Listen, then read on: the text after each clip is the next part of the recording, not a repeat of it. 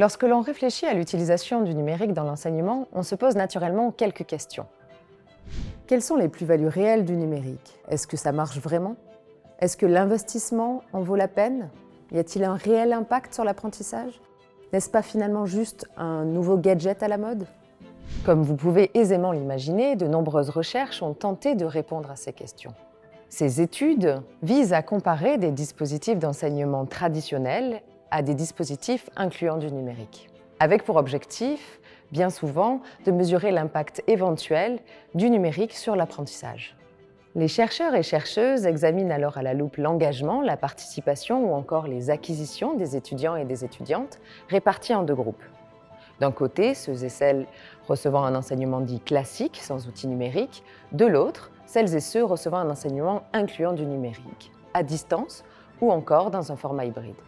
Et que disent réellement ces recherches? Eh bien, si quelquefois certaines recherches tendent vers une différence significative en faveur ou en défaveur d'ailleurs de l'utilisation du numérique, nombreuses sont les recherches qui n'aboutissent pas à des résultats déterminants. En d'autres termes, aucune différence significative ne semble apparaître entre des formats classiques d'enseignement et ceux utilisant du numérique. On pourrait s'arrêter là et établir qu'il est impossible d'affirmer avec certitude que le numérique a ou non un impact sur l'apprentissage, l'engagement ou encore la participation. Et ce serait probablement vrai. En effet, difficile de se positionner avec certitude dans un sens ou un autre. Cela dit, nous pouvons nous questionner sur les raisons qui font qu'aucune différence significative n'a été constatée, en nous intéressant, par exemple, aux éléments qui ont été mesurés dans ces recherches. Qu'est-ce qui a été observé? Qu'est-ce qui n'a pas été observé? Pour tenter de trouver une piste de compréhension à ce manque de différence significative, nous vous proposons l'activité suivante. Observez 4 situations d'enseignement fictives inspirées de la réalité. Ria, Paul, Jane et Camille sont enseignants et enseignantes à l'université. Le domaine de leur enseignement importe peu dans cette expérience. Par contre, il est intéressant de noter que leur public est similaire. Des grands groupes d'environ 200 personnes en première année de bachelor. Leur préoccupation est également commune.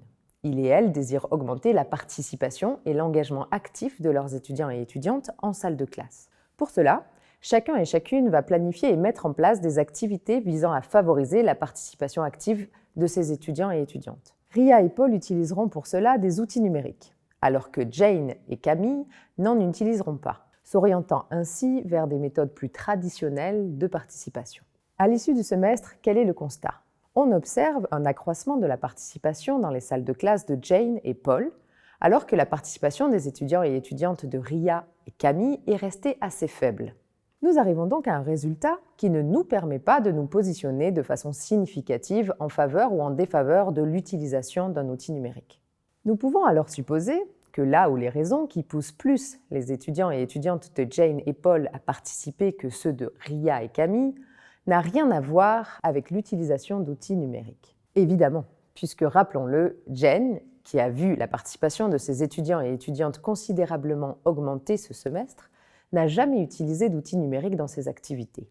Pour comprendre ce qui a favorisé ou non la participation des étudiants et étudiantes, nous devons alors nous pencher sur ce qui s'est réellement passé durant ces 4 différents cours.